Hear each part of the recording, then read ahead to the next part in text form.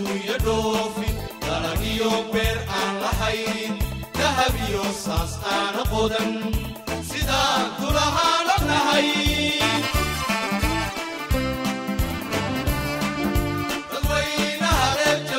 Du 4 au 8 juillet, les pays de l'Union africaine ont tenu les travaux du 33e sommet au Palais du Congrès de Niamey au Niger. Le pays hôte a mis toutes les dispositions pour faire de ce sommet une réussite tant l'enjeu était important. Plusieurs dossiers étaient à l'ordre du jour du sommet. Le principal portait sur le lancement de la zone de libre-échange continentale africaine, la ZLECA, un événement historique destiné à renforcer l'intégration économique entre les pays africains.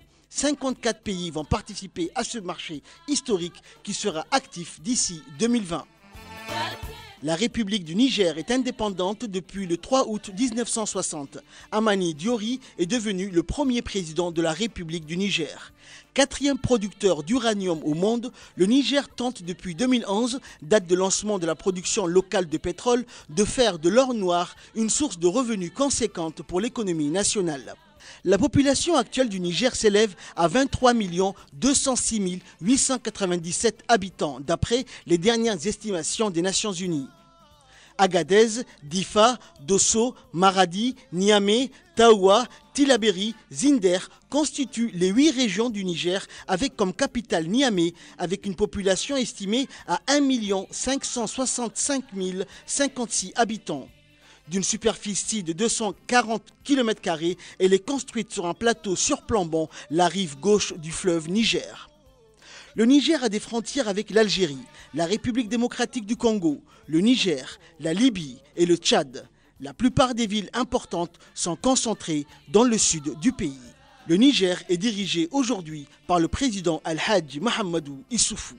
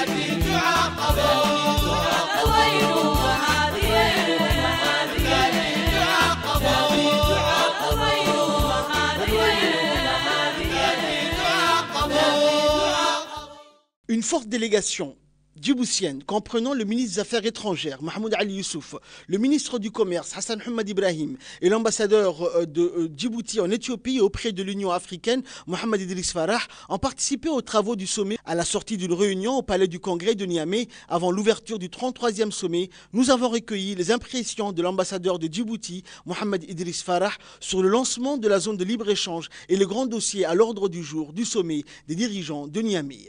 C'est un sommet historique qui aura lieu, à laquelle le président de la République va prendre part. Ce sommet correspond en termes d'histoire à celui qui a créé l'OUA à son époque, en 1963. C'est un sommet qui permettra aux chefs d'État des pays de l'Union africaine de lancer ce qu'on appelle la zone de libre-échange économique africaine. C'est un projet faramineux et qui permettra à l'Afrique de s'amarrer en tout cas à l'ensemble du monde en matière économique, parce que ça permettra à tout Africain de pouvoir aller travailler dans n'importe quel pays africain, à tout homme d'affaires d'un pays africain à venir à Djibouti, à investir, travailler comme s'il était dans son propre pays. Et ceci a été signé à Kigali il y a à peu près 2 ans, il y a un peu moins de 2 ans, à laquelle le président de la République a été un des premiers chefs d'État à avoir signé, mais aussi un des premiers pays à avoir ratifié. Nous sommes plus de 24 pays à avoir ratifié, dont Djibouti. Djibouti se trouvant dans le peloton de tête pour avoir ratifié. Et ceci permet, d'abord, montre que Djibouti a toujours été un pays ouvert, un pays économiquement ouvert vers les autres. Et l'intégration économique qu'il y a entre Djibouti et l'Éthiopie en est un exemple pour le continent africain. Et nous sommes très heureux. Nous sommes très heureux de savoir que le président de la République, malgré son agenda extrêmement chargé, a eu le temps de dégager et de pouvoir venir participer à ce lancement, comme je l'ai dit, qui est extrêmement historique pour le continent africain. Donc l'idée au niveau du Conseil exécutif, donc les ministres des Affaires étrangères africains, ce n'est pas tant sur le déroulé ou le déroulement de ce lancement qui aura lieu dimanche le 7, mais surtout d'examiner aussi le budget de l'organisation pour 2020, mais aussi de voir une décision a été prise, notamment en ce qui concerne la zone de libre-échange continentale, c'est le secrétariat, où les ministres se sont mis d'accord sur le Ghana. Accra va accueillir le secrétariat de la ZLECA, qui est également quelque chose de très important pour le Ghana et pour cette partie de l'ouest du continent africain. Oui, Excellence, encore une petite question, peut-être comme vous connaissez très bien les dossiers. Quelles sont les attentes pour Djibouti une fois que le programme sera lancé en présence de notre chef d'État? Et aussi en marge des sommets, il y a eu des réunions en marge des sommets, je crois. Oui, c'est-à-dire il y a eu des réunions, et notamment la réunion du Conseil de paix et de sécurité, où Djibouti est membre depuis maintenant 2 ans, et où nous avons débattu sur la situation qui prévaut en Libye. Comme vous le savez, il y a eu des bombardements sur des migrants en Libye et la perte de 60 personnes. Et donc le Conseil, avec la participation du ministre des Affaires étrangères, le Conseil de paix et de sécurité se déroule à 3 niveaux. Le niveau des ambassadeurs, donc le nôtre, le niveau des ministres des Affaires étrangères, c'était le cas aujourd'hui, où le ministre des Affaires étrangères, Mahmoud, a participé à cette réunion, mais également au niveau des chefs d'État. Et donc les ministres ont condamné cet acte odieux survenu en Libye et vont sortir un communiqué dans les minutes qui viennent, qui sera certainement validé par le sommet de l'Union africaine.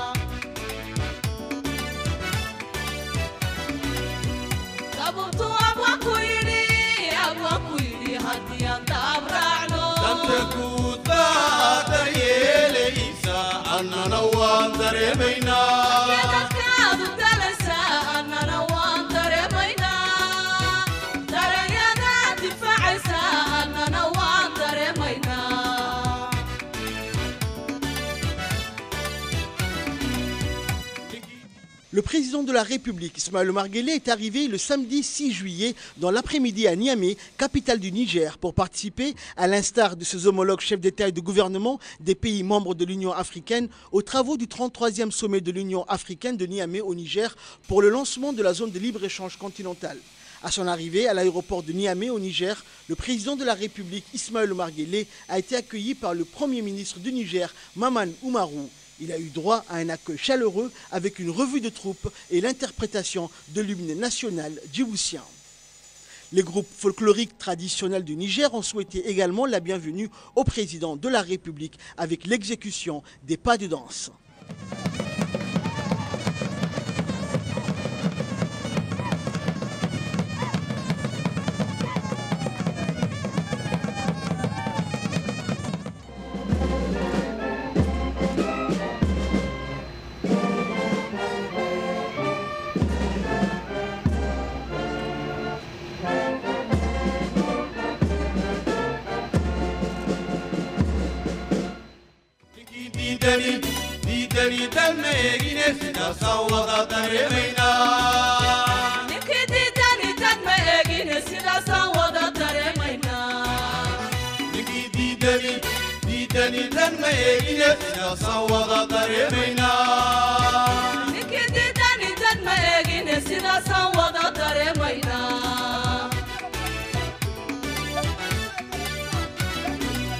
annaka ayaa waxaan doonaynaa degma nabada dowlad qaran difaac leh oo tugsano ayaan doonaynaa tugsano ayaan doonaynaa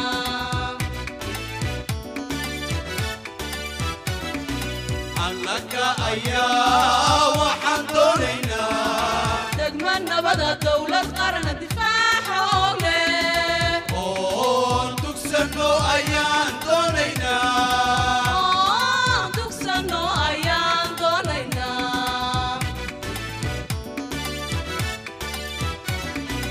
dalyaqaan daacadoo duni aamintayoo nadaadi. Puis, le Premier ministre du Niger, Maman Oumarou, a eu un premier entretien avec le président de la République au salon VIP de l'aéroport international de Niamey. inaad nadaadiiso ayaan doonaynaa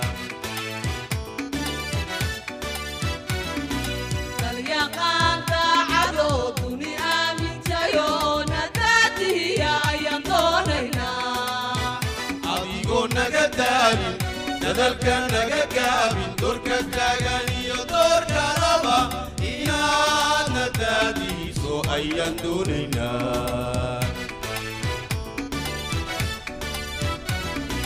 dalyaqaan daacadoo duni aamintayoo nadaadiya ayaan doonaynaa adigoo naga daalin dadalka naga gaabin doorka taagan iyo doorka laba inaad nadaadiiso ayaan doonaynaa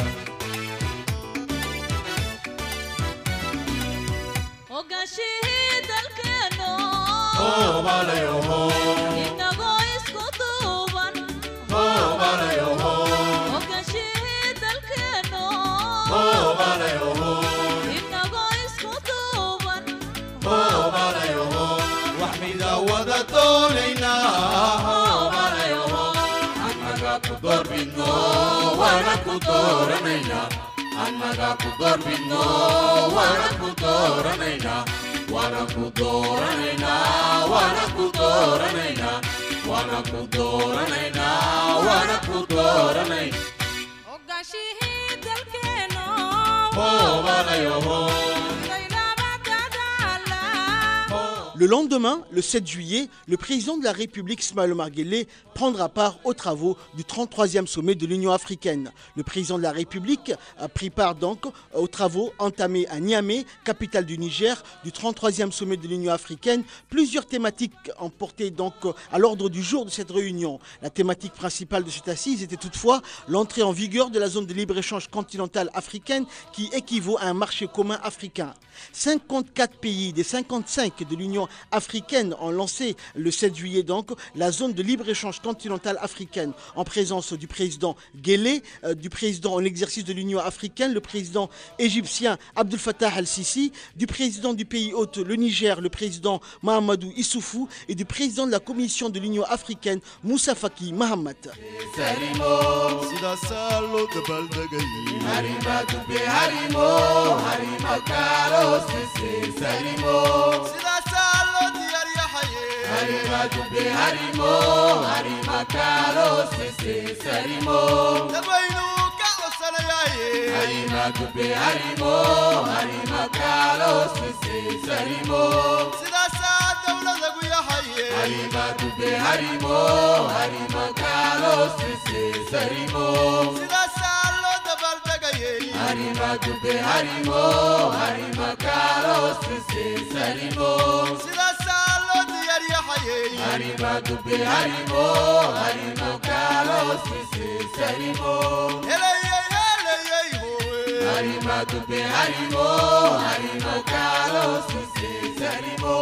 annaga ku dorbidno waana ku dooranaynaa annaga ku dorbidno waana ku dooranaynaa waana ku dooranaynaa waana ku dooranaynaa waana ku dooranaynaa.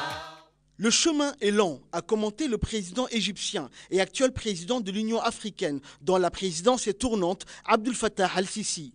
Outre le lancement des négociations qui se sont poursuivies en coulisses sur la mise en œuvre progressive de la Zeleka qui doit réunir 1,2 milliard de personnes.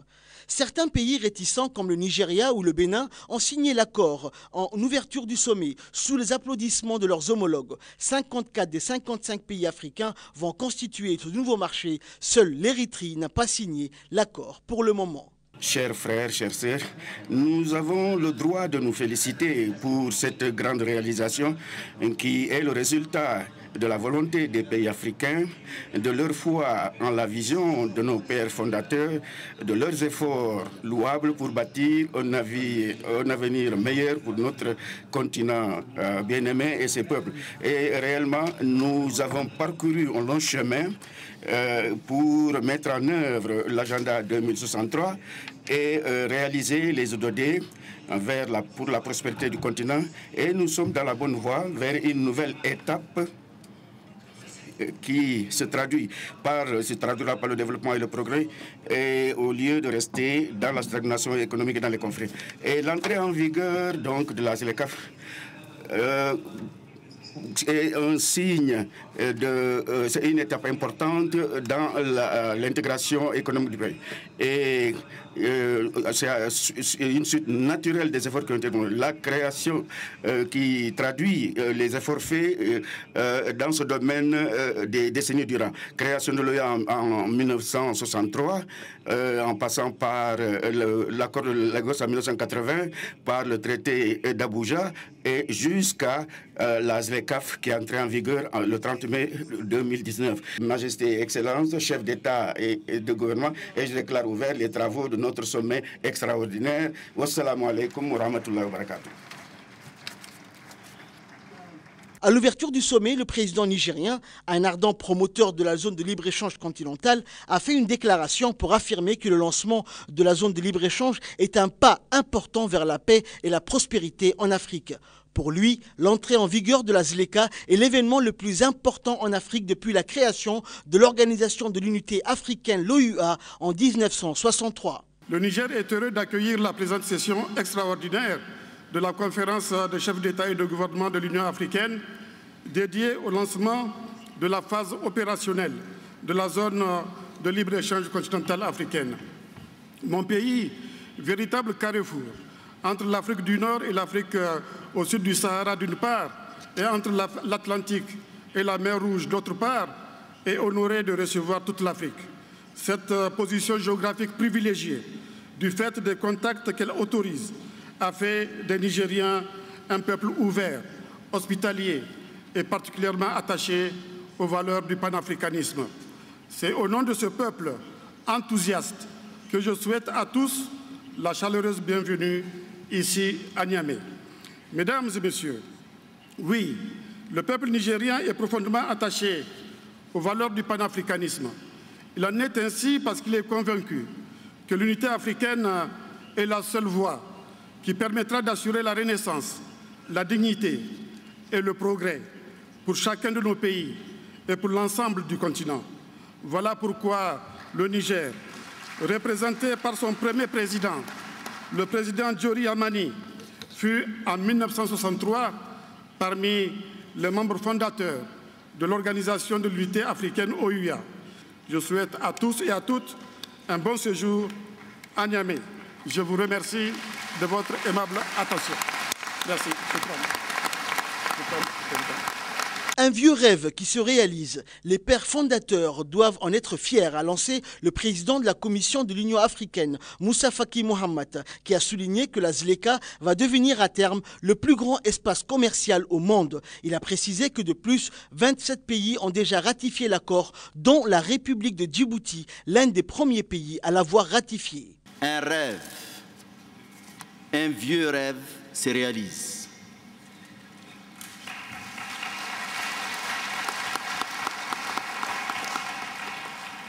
Envisagé dès le sommet inaugural de l'Organisation de l'Unité africaine en mai 1963, la zone de libre-échange continentale africaine que nous lançons aujourd'hui est l'un des projets les plus emblématiques de l'agenda africain. Les pères fondateurs doivent en être certainement fiers. Kwame Nkrumah, Jamal Abdel Nasser, Haïlé Selassie, Hamani Diori et les autres doivent dire et se dire enfin.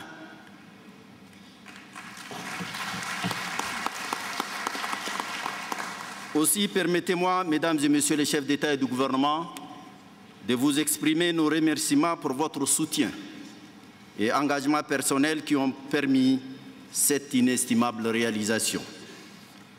Une mention particulière à son Excellence Issoufou Mamadou, président de la République du Niger et champion de la zone de libre-échange continentale, pour son leadership et son engagement à conduire avec succès l'exaltante mission que vous lui avez confiée. En effet, j'en étais témoin, il a piloté des maîtres avec foi, passion et détermination tous les processus qui ont abouti à cette rencontre historique d'aujourd'hui. C'est également l'occasion de saluer le remarquable travail de la Commission de l'Union africaine, notamment le département du commerce et de l'industrie, sous la direction du commissaire Albert Mouchanga, les ministres et experts africains, ainsi que nos partenaires, entre autres la CEA, l'OMC, la BAD, de leur inestimable contribution. Adopté et ouvert à la signature le 21 mars 2018 à Kigali, l'accord sur la zone de libre-échange a enregistré à sa naissance 44 signatures, chiffre record dans les annales de l'architecture juridique de notre Union. Excellences, Mesdames et Messieurs, je reste persuadé que Niamey marquera à jamais l'histoire contemporaine de l'Afrique en ouvrant une ère nouvelle qu'il faille absolument consolider et approfondir. Je vous remercie de votre aimable attention.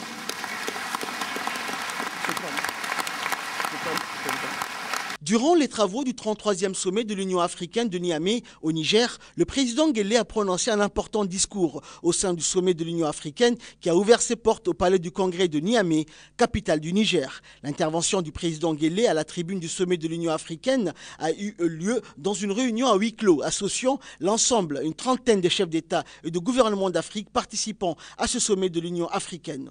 Au cours de cette intervention, le chef de l'État djiboutien a cité le renforcement de l'intégration économique du continent et l'extension du champ et des perspectives d'emploi comme étant les raisons à l'origine de la volonté de notre pays de ratifier la mise en service de la zone de libre-échange continentale africaine. Le chef de la diplomatie djiboutienne, Mahmoud Ali Youssouf, est revenu sur les points principaux de l'intervention du président Guelleh devant ses pairs. Ce 12e sommet de l'Union africaine qui se tient à Niamey aujourd'hui et demain est essentiellement consacré au lancement de la zone continentale de libre-échange. Plus de 54 pays ont ratifié le traité de cette zone.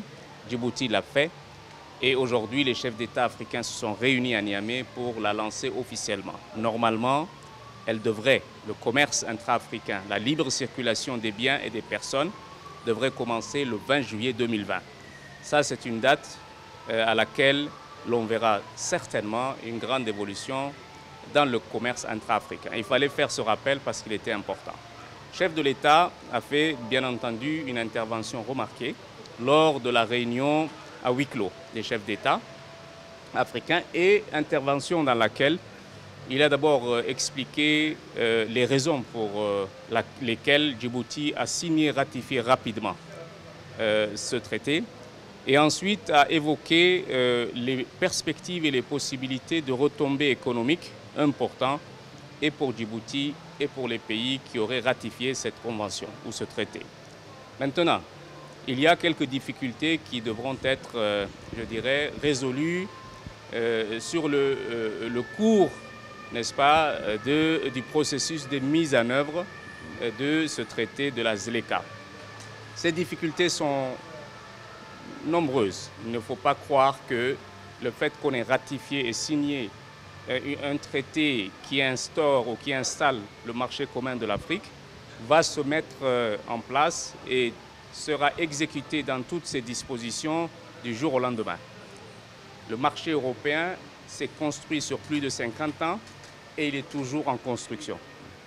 Et donc, les Africains auront certainement besoin d'un certain temps pour que la fluidité du commerce soit réellement et le déplacement des personnes à travers les frontières sans obstacles ni autres contraintes, cela va se faire sur le temps.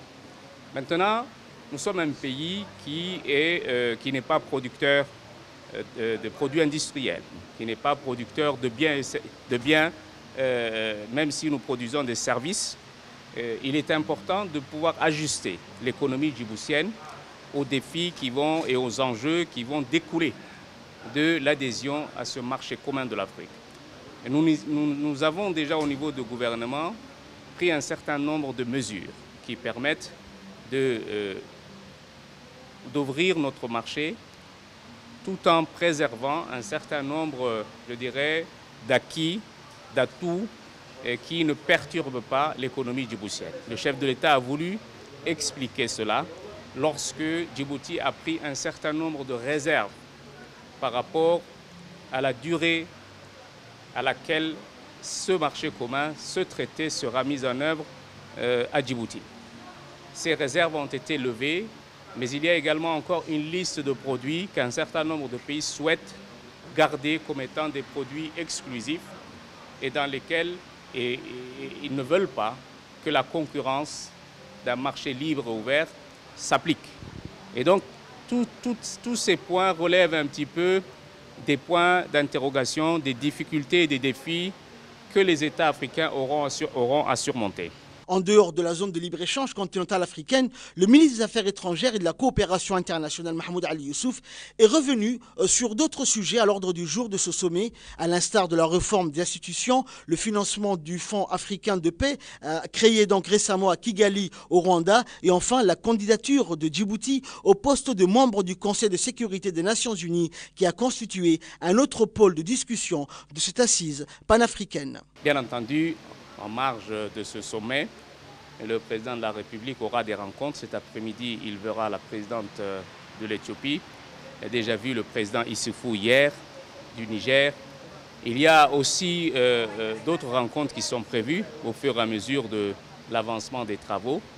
Il faut ajouter à cela que demain se tiendra un autre sommet qui, cette fois-ci, regroupera les chefs des communautés économiques régionales avec la Commission et la Troïka, présidence actuelle, présidence de l'année dernière et la présidence à venir de l'Union africaine. Ça, c'est le nouveau format qui sera mis en œuvre pour les sommets de l'Union africaine extraordinaire à partir de juillet 2020. C'est-à-dire qu'en 2020, il n'y aura qu'un sommet en janvier ou début février qui va réunir tous les États, chefs d'État africains à Addis Abeba, et un sommet extraordinaire au cours duquel vont se rencontrer uniquement les chefs des communautés économiques régionales, en l'occurrence pour notre région, le président de l'IGAD, et pour les autres régions, SADC, CEDEAO, CEMAC, etc. etc. La question de la candidature de Djibouti pour le Conseil de sécurité nous a beaucoup occupé les 3 derniers jours. Le Kenya est toujours en lice pour être candidat en 2021-2022 au nom de l'Afrique de l'Est. Nous sommes en train de travailler sur cette question également pour essayer de partir à partir de Niamey avec une seule candidature pour l'Afrique de l'Est. Et ce sera Djibouti. C'est l'objectif pour lequel nous travaillons. L'autre élément important qu'il faut également souligner au cours de ce sommet, c'est que le Conseil exécutif, c'est-à-dire la réunion ministérielle, s'est penché sur la réforme de la structure de la Commission. À partir de 2020, la Commission, qui est composée aujourd'hui de 10 membres, un président, un vice-président et 8 commissaires, va être ramassée et plus réduite. Il n'y aura plus que 8 membres, un président, un vice-président et 6 commissaires. Et donc ces postes de 6 commissaires seront ouverts à la candidature dans quelques mois. L'autre élément important est le financement de l'organisation. Il y a une réforme qui a été introduite dans le cadre du financement de l'Union africaine. Cette réforme est en train d'être mise en place et il y a un certain nombre de pays qui ont des réserves sur le mode de financement et du programme et de la contribution statutaire et des programmes connexes, notamment le Fonds de la paix. Le Fonds de la paix doit être financé. Au lieu que l'Union africaine sollicite constamment les partenaires étrangers pour résoudre les problèmes de paix sur le continent, les chefs d'État ont décidé à Kigali qu'il fallait mettre en place ce qu'on appelle un fonds de la paix. Et les contributions à ces fonds de la paix seront ponctionnées sur les contributions statutaires de chaque État. Ce qui fait que les contributions statutaires vont augmenter. Et là, il y a des réserves qui sont exprimées par beaucoup d'États, mais la réforme du financement de l'Union africaine est actée. Et à partir de 2020, elle sera mise en œuvre. Voilà, en résumé, les grands points et les questions fondamentales et essentielles qui ont fait l'objet de débats et discussions au plus haut niveau entre les chefs d'État africains et les ministres des Affaires étrangères.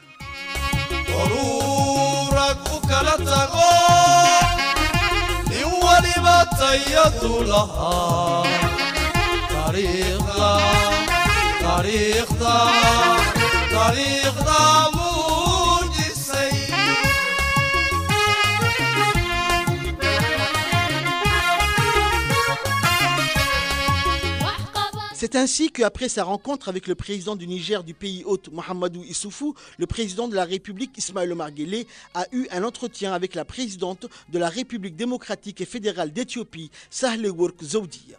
Première femme présidente de l'Éthiopie, Madame Zewde est une personnalité très connue à Djibouti où elle a exercé les fonctions d'ambassadrice de son pays à Djibouti pendant de nombreuses années. L'entretien entre le président Guelleh et la présidente de l'Éthiopie a été très intense et cordial. Les deux personnalités se connaissent effectivement très bien. Les discussions ont porté sur la situation des relations qui sont excellentes grâce à une politique d'intégration qui est aujourd'hui un exemple de réussite au niveau continental et les moyens de le renforcer davantage. Des dossiers d'actualité régionale et africaine ont été aussi au centre des discussions. Côté éthiopien, des officiels ont participé à la rencontre, dont l'ambassadeur de l'Éthiopie en Algérie et au Niger, Amin Abdelkader. Et côté djiboutien, le ministre des Affaires étrangères, le ministre du Commerce et l'ambassadeur de Djibouti en Éthiopie étaient présents lors de l'entretien entre le président Guelleh et la présidente de l'Éthiopie, Mme Zewde.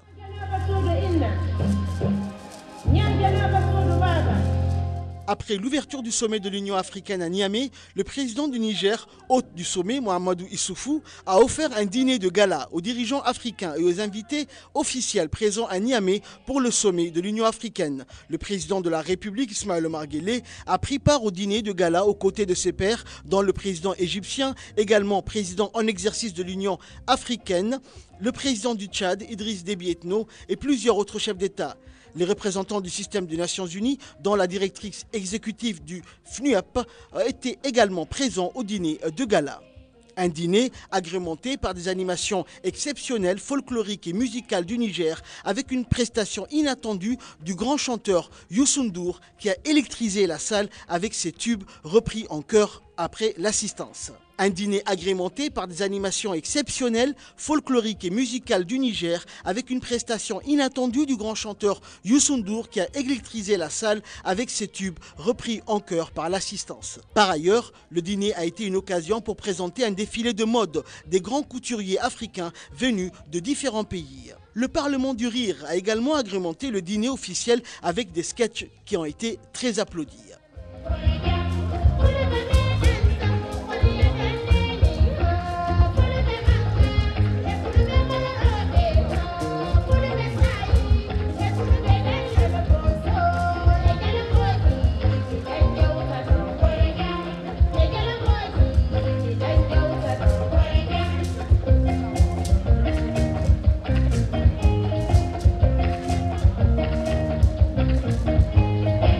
Allah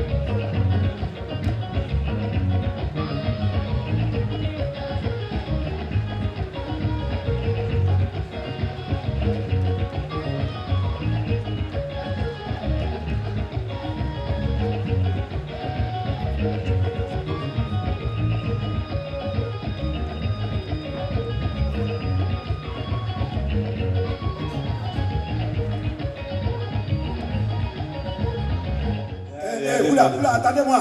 Attendez-moi, je suis là. Vous croyez que comme ça allait se passer sans moi? Non. Je suis là. Tu n'as pas honte, c'est toi le plus vieux de nous tous. C'est toujours toi qui arrives en retard. Moi, je ne suis pas venu en retard. Moi, je connais l'heure gondouanaise. Depuis quand tu as vu un gondouanais venir en retard à un rendez-vous? Bon, tu nous as appelés ici pourquoi? Et puis tu vois, tu nous appelles, tu nous envoies dans un endroit, il y a beaucoup de gens comme ça. Et fais attention, ça, c'est pas des gens. Il y a des présidents, il y a des ministres. Quoi? Il y a des présidents ici. Des présidents? Oui. Mais président, tu es mauvais. Fallait me dire, moi, j'allais me mettre en veste. Ça, c'est pas veste.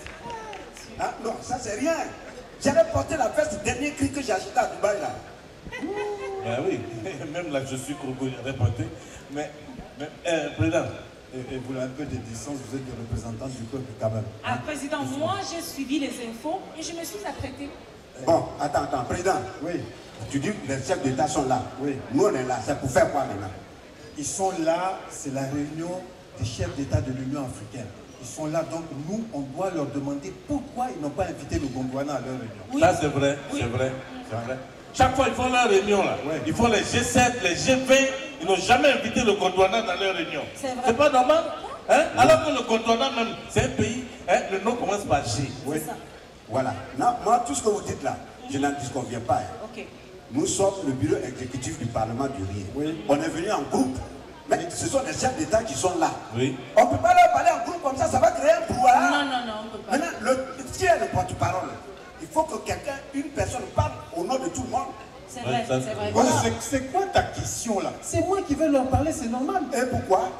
Non, pourquoi? Lui au moins, il a beaucoup de diplômes, il a fait de longues études. Tu veux dire quoi? Il veut dire que toi, tu es analphabète. On s'en fout de ça. On s'en fout. Analphabète, toi, tu es allé à l'école? Oui, moi je suis allé à l'école. Là où on est là, à l'instant T là, aller à l'école là, c'est pas important. Non, c'est le droit d'aînesse qui parle ici. Et étant donné que je suis plus âgé que vous, je suis votre grand frère, c'est moi qui ai droit à la parole. Tu veux dire notre grand-père quoi? Je vais te gifler. Je vais te gifler. On ne parle pas comme ça. Toi, ça te fait rire. Non. Là, ça te fait rire. Go, si tu es un garçon, mets encore ton doigt sur moi. Bon, ça te fait rire. Excuse-moi, hein. Laisse au moins la jeunesse s'exprimer. Hein? On ne va pas quand même donner la parole à un vieux qui ne connaît même pas sa date de naissance. C'est vrai? Non, va là-bas. Moi, je connais ma date de naissance. Moi, là, je suis né vers 1900, 1800. Je connaissais. Never.